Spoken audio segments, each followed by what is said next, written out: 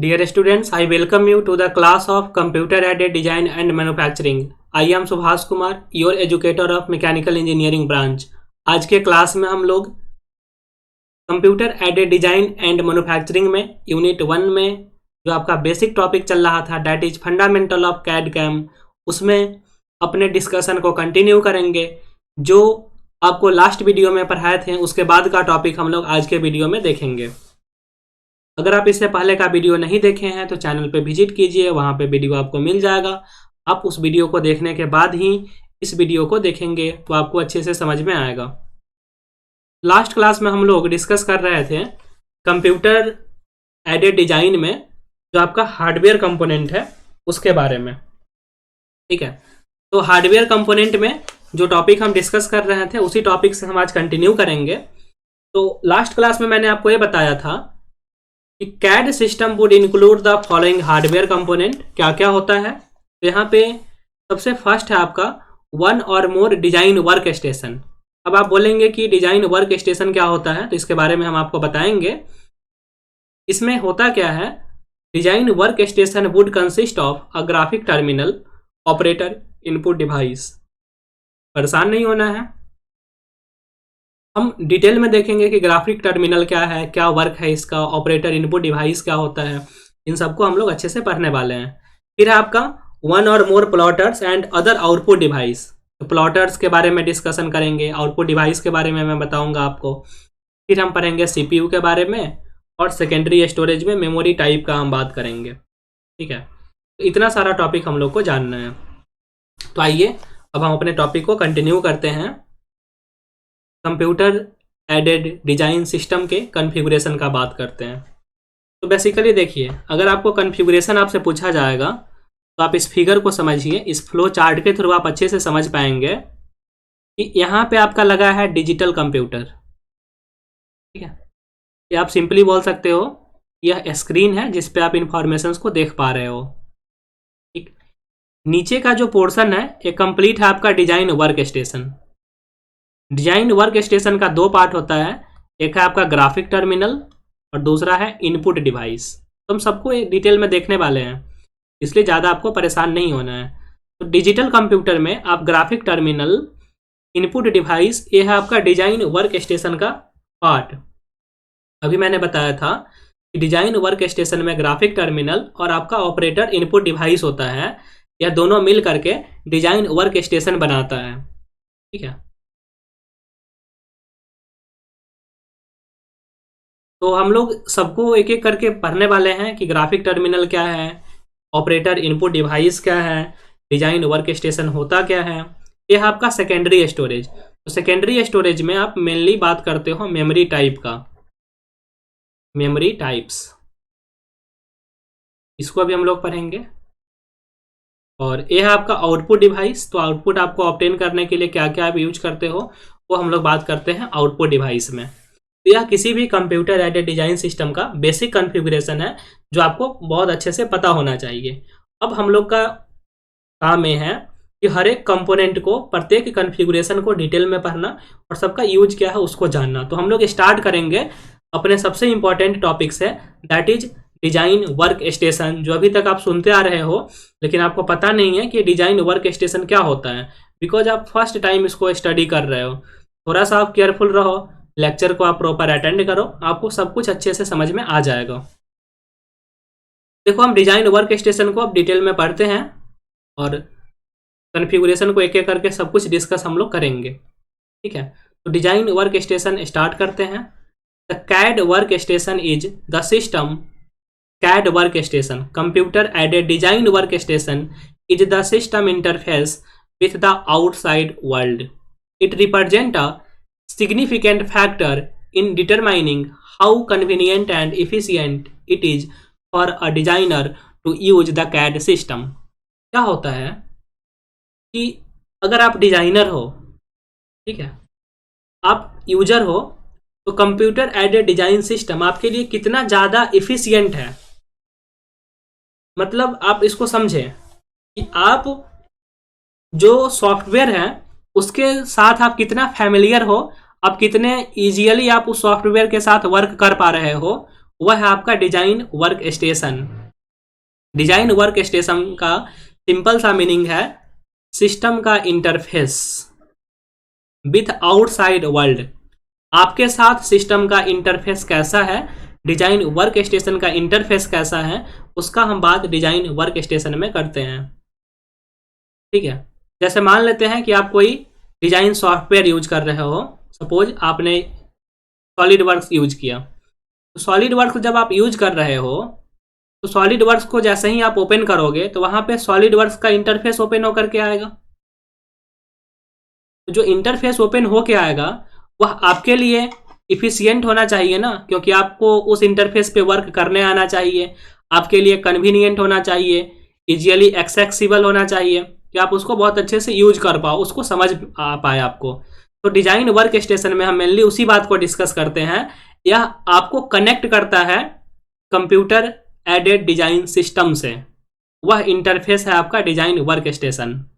तो CAD system का जो भी आपका डिजाइनर है उसके लिए डिजाइन वर्क स्टेशन कन्वीनियंट होना चाहिए, एफिशिएंट होना चाहिए, आपको समझ में आना चाहिए कि आपको वहाँ पे क्या करना है, इनपुट आप कैसे दोगे, ग्राफिक यूजर टर्मिनल क्या होता है, वो सब हम यहाँ पे डिस्कस करेंगे। अब वर्क स्टेशन के पास फॉलोइंग 5 फंक्शंस होने चाहिए। The work station must accomplish 5 function. First है it must interface with central processing unit that is CPU. It must generate a STD graphic image for the user. आप जो जैसा work कर रहे हैं उस वर्क में अगर आपको ग्राफिक इमेज का ज़रूरत है, जो कंपोनेंट आप डिजाइन कर रहे हैं उसको डिस्प्ले पे दिखाना, वो करने के कैपेबल होना चाहिए। It must provide digital description of graphic image. Graphic image का आपको डिजिटली डिस्क्रिप्शन चाहिए तो वह प्रोवाइड करने के कैपेबल होना चाहिए। It must translate computer command into operating function. जो आप कमांड दे रहे हो कंप्यूटर में, जो आप इनपुट दे रहे हो उसको ऑपरेटिंग फंक्शन में कन्वर्ट करना चाहिए, क्योंकि डिजाइन वर्क स्टेशन पे आप इनपुट दे दोगे लेकिन वो कंप्यूटर का काम है ना कि उस इनपुट को लेकर के उस पर एक्शन करना, उसको ऑपरेट करना, उसको जो आप कमांड यहाँ पे दिए हो उस कमांड के अकॉर्डिंग वर्क करना। तो डिजाइन वर्क स्टेशन उसको करवाने का कैपेबल होना चाहिए। It must facilitate communication between user and the system. Design work station का ही काम है सिस्टम को यूजर के साथ कनेक्ट करना, क्योंकि आप हैं यहाँ पे यूजर और आपके सामने रखा गया है सिस्टम। दोनों के बीच जो कनेक्शन बनता है वह बनाने का काम है डिजाइन वर्क स्टेशन का। Design work station, design work station का काम है कि आप जो इनपुट दे रहे हैं उसके अकॉर्डिंग आपको आउटपुट देना, आप जो इनपुट दे रहे हैं उस इनपुट को ऑपरेट करना, उस इनपुट के थ्रू वर्क करना, जो कुछ भी आपके पास इमेज है उसको ग्राफिक फॉर्म में डिस्प्ले करना, कोई भी ग्राफिक इमेज है उसका डिटेल डिस्क्रिप्शन प्रोवाइड करना और यूजर और सिस्टम के बीच में कम्युनिकेशन को एस्टेब्लिश करना। ये किसी भी डिजाइन वर्क स्टेशन का ये ज़रूरत है, वह डिजाइन वर्क स्टेशन इस पर्पस को फुलफिल करना चाहिए। तो आपको ये बात समझ में आ गया होगा कि जो डिजाइन वर्क स्टेशन है उसका क्या क्या काम है। ठीक है, ये बात आपको समझ में आया। आई होप आपको ये टॉपिक समझ में आया होगा। अगर किसी भी तरह का कोई प्रॉब्लम है तो आप बिल्कुल कांटेक्ट कर सकते हैं। सारा कुछ डिटेल आपको शेयर किया गया है, आप उसके थ्रू मुझे मैसेज कर सकते हो और जहाँ पे भी प्रॉब्लम है आपको, आप अपने प्रॉब्लम को शेयर कीजिए। डेफिनेटली आपको हेल्प हो पाएगा और आप टॉपिक को अच्छे से समझ पाएंगे। ठीक है, चलिए हम लोग नेक्स्ट पॉइंट पे आगे बढ़ते हैं। The use of interactive graphics has been found to be the best approach to accomplish these functions. इसके लिए आपका ग्राफिक्स जो है वो काफ़ी इंटरेक्टिव होना चाहिए। ए typical interactive graphic work station would consist of the following hardware component. देखो यहाँ पे जो ग्राफिक्स इंटरेक्टिव होने का क्या मीनिंग है। मान लेते हैं कि आप कोई सॉफ्टवेयर ओपन किए हो, कोई भी डिजाइन सॉफ्टवेयर, सॉलिड वर्क्स आप ओपन किए हो, आपके सामने डिस्प्ले है, तो आप देखोगे कि यहाँ पे बहुत सारा वहाँ पे कमांड्स बने होते हैं जो ग्राफिक्स फॉर्म में, इमेज के फॉर्म में अवेलेबल होते हैं। हर एक कुछ आपको बना होता है कि कौन मॉडिफाई टूल है, कौन सा एडिटिंग का टूल है, डायमेंशनिंग टूल कौन सा है, हर एक कुछ आपको वहाँ पे बना होता है। तो ग्राफिक इंटरफेस कहने का यही मतलब है कि ऊपर में आपका हर कुछ ग्राफिकल फॉर्म में अवेलेबल होता है, सिंबल के फॉर्म में अवेलेबल होता है। आप क्लिक करोगे उस कमांड को आप प्रॉपर्ली यूज कर सकते हो। तो ग्राफिक्स आपका इंटरेक्टिव हो, डिजाइन वर्क स्टेशन का ग्राफिक्स इंटरेक्टिव बनाने के लिए आपको कौन कौन सा हार्डवेयर कंपोनेंट का जरूरत पड़ता है। तो आपका फर्स्ट है ग्राफिक टर्मिनल, दूसरा है ऑपरेटर इनपुट डिवाइस। यही दो पार्ट है जो डिजाइन वर्क स्टेशन के अंदर में आता है, ग्राफिक टर्मिनल, दूसरा ऑपरेटर इनपुट डिवाइस। तो हम लोग अब दोनों को एक एक करके देखेंगे कि ग्राफिक टर्मिनल क्या है और ऑपरेटर इनपुट डिवाइस क्या है। तो बात करते हैं हम लोग ग्राफिक टर्मिनल का। There are various technological approaches which have been applied to the development of graphics terminal। बहुत सारा अप्रोच है, बहुत सारा टेक्नोलॉजिकल अप्रोच है which have been applied to the development of graphic terminal। Graphic terminal को develop करने के लिए हम कुछ टेक्नोलॉजी को, कुछ अप्रोच को यूज करते हैं।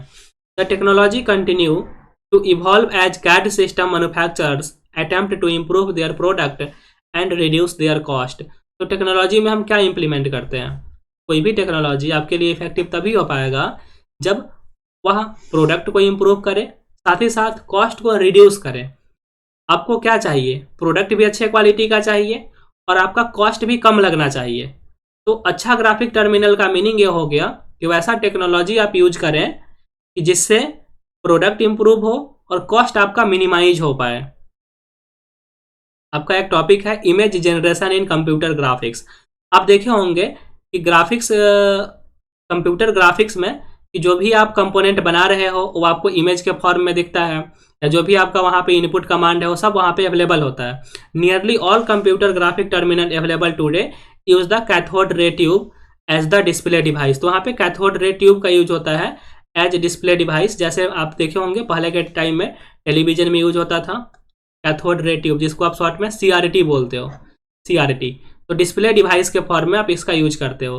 Television sets use a form of the same device as the picture tube. Television में भी पिक्चर ट्यूब में आप CRT यूज होता था पहले, अब वहाँ पे बेसिकली आप LCD डिस्प्ले यूज करते हो, that is liquid crystal display. तो पहले के टाइम में आपका जो भी ग्राफिक टर्मिनल अवेलेबल होता था वो कैथोड रे ट्यूब के फॉर्म में होता था, जिसको आप शॉर्ट में CRT बोलते हो, कैथोड रे ट्यूब। जो टेलीविजन होता था वहाँ पे भी यूज होता था ये पिक्चर टैब के फॉर्म में, पिक्चर ट्यूब के फॉर्म में।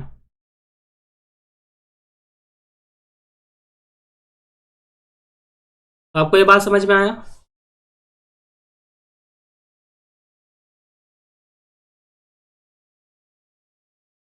तो ग्राफिक टर्मिनल आपको समझ में आ गया। दूसरा है आपका ऑपरेटर इनपुट डिवाइस। तो इसका क्या काम है? Operator input devices are provided at the graphics work station to facilitate convenient communication between the user and the system. अगर आपको सिस्टम के पास किसी भी कमांड को देना हो, सिस्टम को आप कोई कमांड दे रहे हो, तो उसके लिए आप इनपुट डिवाइस यूज करते हो। Work station generally have several type of input device to allow the operator to select the various programmed input functions। बहुत सारे input functions वहाँ पे अवेलेबल होते हैं। आप क्या करोगे? उस input function को सिलेक्ट करके आप कंप्यूटर एडेड सिस्टम को इनपुट दे सकते हो।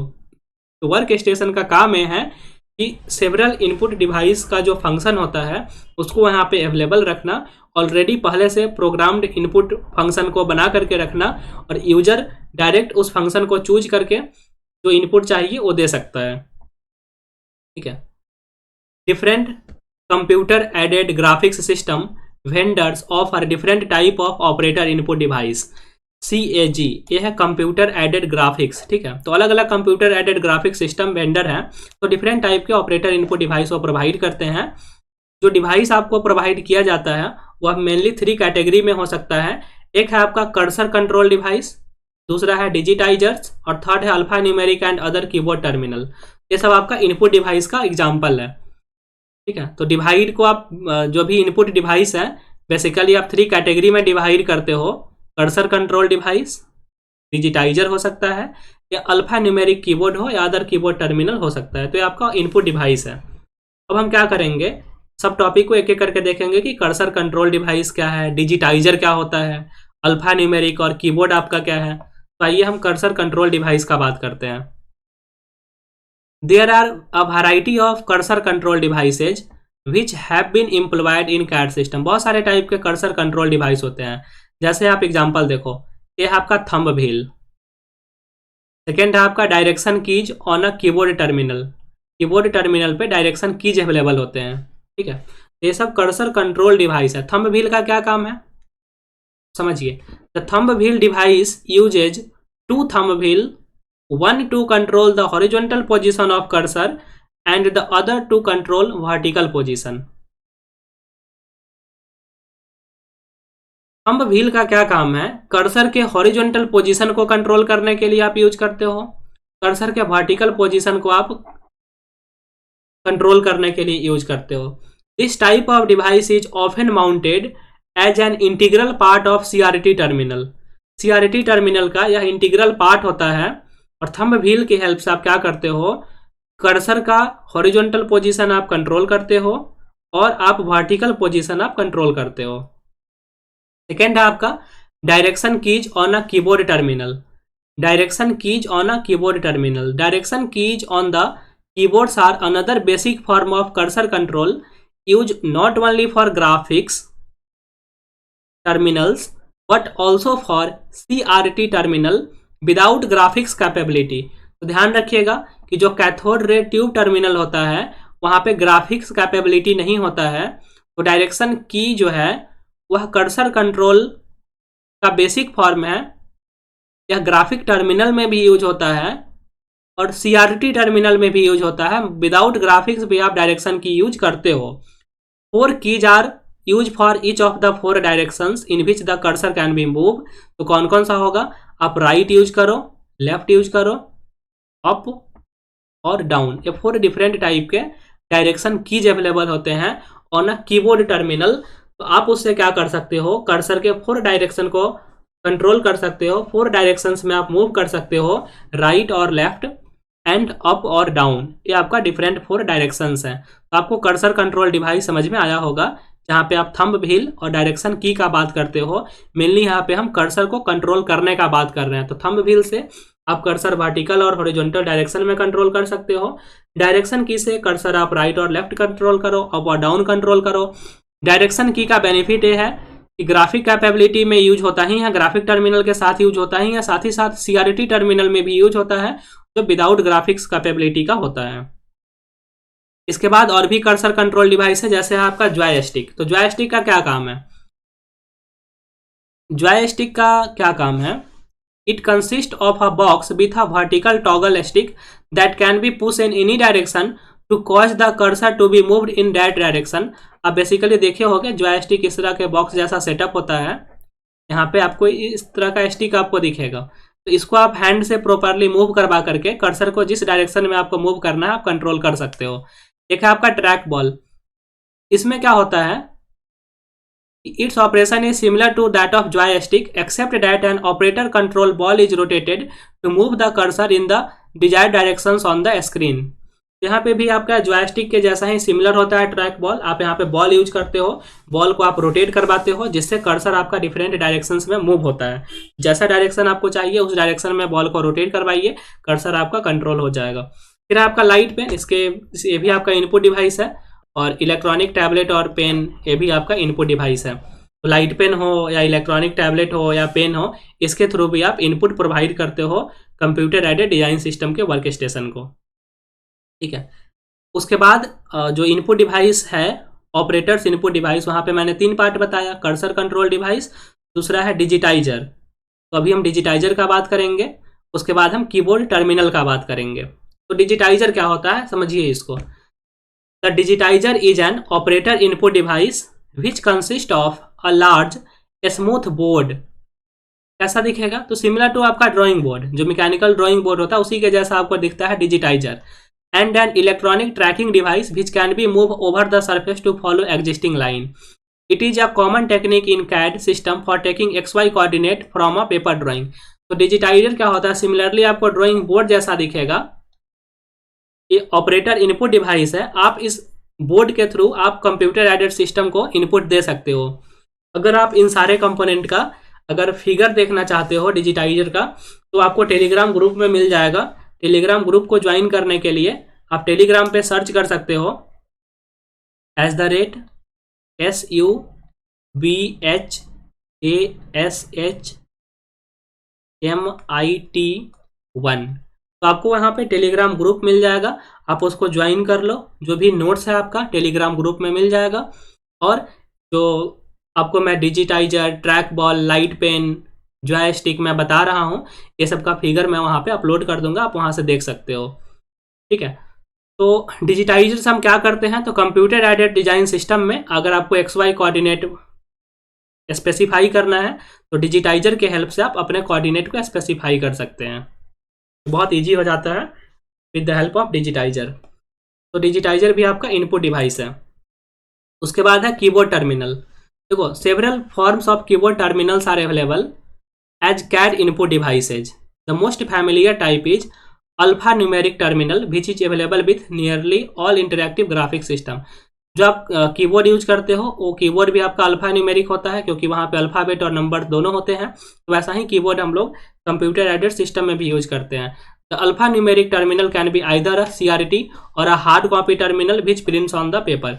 अल्फा न्यूमेरिक टर्मिनल जो होता है वो या तो कैथोड रे टर्मिनल हो सकता है या हार्ड कॉपी टर्मिनल हो सकता है विच प्रिंट्स ऑन पेपर, जो आपको पेपर पे प्रिंट करके देता है। तो आपको कीबोर्ड टर्मिनल के बारे में भी समझ में आया होगा। ठीक है। इसके बाद है आपका plotters and other output device. तो प्लॉटर का क्या काम है, देखो, प्रिंटर का आप नेम सुने हो। प्रिंटर, आपके पास सिस्टम है, कोई भी फाइल है तो आप प्रिंट कमांड के थ्रू प्रिंटर से आप उसको पेज पे प्रिंट करके निकाल सकते हो। तो हम लोग डिजाइन इंडस्ट्री में हम प्लॉटर का यूज करते हैं। There are various types of output device use in conjunction with a computer aided system. This output device include pen plotter, hard copy unit हो सकता है, साथ ही साथ आपका इलेक्ट्रोस्टैटिक प्लॉटर हो सकता है। ठीक है। पेन प्लॉटर का क्या काम है, यहाँ पे आप मैकेनिकल इंक पेन यूज करते हो। इंक में आप या तो बेट इंक यूज करो या आप बॉल पॉइंट पेन यूज करो। तो पेन प्लॉटर में हम मैकेनिकल इंक पेन यूज करते हैं और उस मैकेनिकल पेन से हम लोग पेपर पे कुछ लिखते हैं, वैसा आपको मिलता है। Relative movement of the pen and paper, आपको क्या करना है, पेन और पेपर के बीच रिलेटिव मूवमेंट करवाना है और वहां पे आपको प्लॉट होकर के मिल जाएगा। जैसे देखो,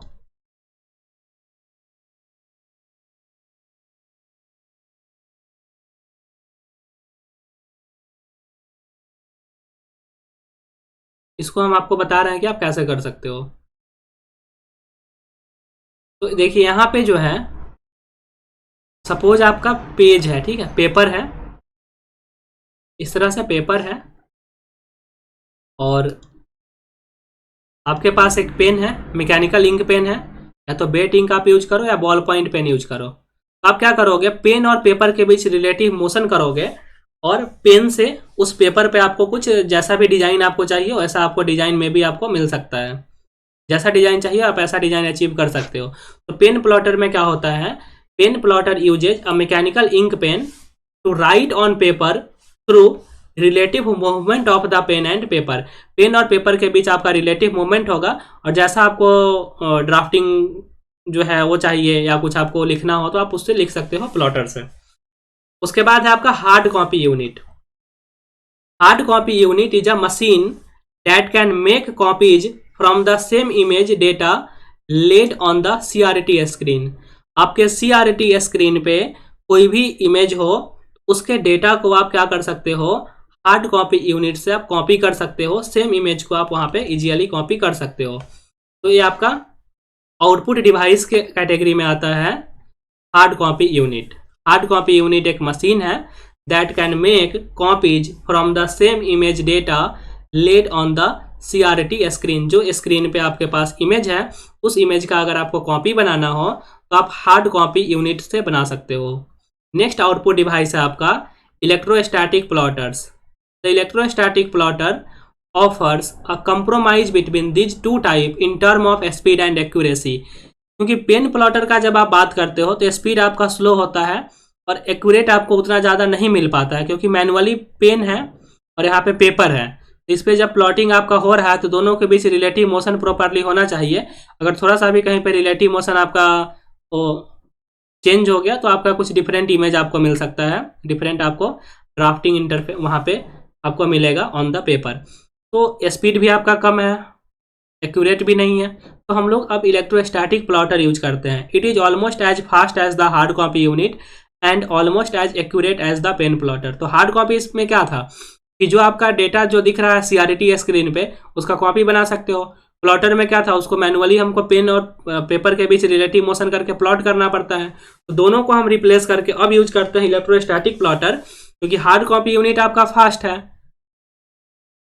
तो इलेक्ट्रोस्टैटिक प्लॉटर भी आपका फास्ट है और एक्यूरेट है, जैसा कि पेन प्लॉटर में आपको एक्यूरेसी ज़्यादा देखने को मिलता है। तो ये सब का जो एडवांटेज है वो है इलेक्ट्रोस्टैटिक प्लॉटर में। तो अब मेनली हम लोग इलेक्ट्रोस्टैटिक प्लॉटर को ही प्रीफर करते हैं।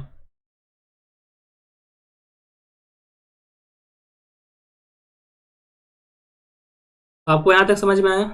इसके बाद हम बात करते हैं नेक्स्ट स्लाइड का, जहाँ पे हम बात करेंगे सेंट्रल प्रोसेसिंग यूनिट का, CPU, that is central processing unit. तो आपको बचपन से पता होगा CPU क्या है, कंप्यूटर का ब्रेन है। CPU operates as the central brain of a computer aided design system. It is typically a mini computer because सारा कंप्यूटेशन का process, arithmetic and logic unit हो, कंट्रोल यूनिट हो, वो सब आपका CPU का ही पार्ट होता है। इसलिए इसको कंप्यूटर का ब्रेन कहा जाता है, कि जो भी आपका लॉजिकल कैलकुलेशन हो, अर्थमेटिकल कैलकुलेशन हो, ये सब आपके CPU में ही होता है। जो भी आपका कंप्लीट प्रोसेसिंग का वर्क है यह विद इन CPU होता है। That's why CPU is called the central brain of the computer aided design system. उसके बाद है आपका it execute all the mathematical computations needed to accomplish graphics and other functions and it directs the various activities within the system. जो भी आपका mathematical calculations वगैरह चाहिए वो सब आप CPU के हेल्प से कर सकते हो। तो जो मैथमेटिकल कंप्यूटेशंस होता है एक्चुअली वो सब कंप्यूटेशन का वर्क CPU के अंदर होता है। तो आपके लिए बहुत इंपॉर्टेंट था CPU। इसके बाद आपका लास्ट है that is memory type. Memory type में आप बात करोगे तो अलग अलग टाइप का मेमोरी यूज होता है, आप बचपन से जानते हो। जैसे है आपका रोम, जिसको आप बोलते हो रीड ओनली मेमोरी, ठीक है। रोम क्या है आपका, रीड ओनली मेमोरी। एक होता है पी रोम, ये होता है प्रोग्रामेबल रोम। पी रोम का मीनिंग है प्रोग्रामेबल रोम। आपको सबको नेम याद रखना है। और मेमोरी आपका स्टोरेज डिवाइस है, जहाँ पे आपका जो भी डेटा है उसको आप स्टोर करके रखने का काम करते हो। तो पी रोम का मीनिंग क्या है, प्रोग्रामेबल रोम। रोम का फुल फॉर्म आपको याद रखना है, read only memory. E P ROM, तो इसका नेम क्या हो जाएगा, erasable programmable read only memory, erasable programmable ROM. फिर आपका EEPROM, EEP ROM, electrically erasable and programmable ROM. ये सबका आप नेम याद रखो। आपको ऑब्जेक्टिव क्वेश्चंस में ऐसा नेम देखने को मिलेगा, तो आपको इसका नेम ध्यान में रखना है। फिर आपका रैम, यह है रैंडम एक्सेस मेमोरी, जो फाइल को टेम्पररी स्टोर करने का काम करता है, वो है आपका रैंडम एक्सेस मेमोरी। तो इसको आप शॉर्ट में रैम बोलते हैं, इसका पूरा नेम होता है रैंडम एक्सेस मेमोरी। उसके बाद है आपका फ्लैश मेमोरी। तो ये सब डिफरेंट टाइप के मेमोरी टाइप्स हैं जो आपको कंप्यूटर एडेड डिजाइन सिस्टम में देखने को मिलता है। और बेसिकली ये सब मेमोरी टाइप आप बेसिक जब कंप्यूटर सिस्टम को पढ़ते हो तो वहाँ पे भी आपको ये पढ़ना पड़ता है, ठीक है। तो आपको ये बात समझ में आया।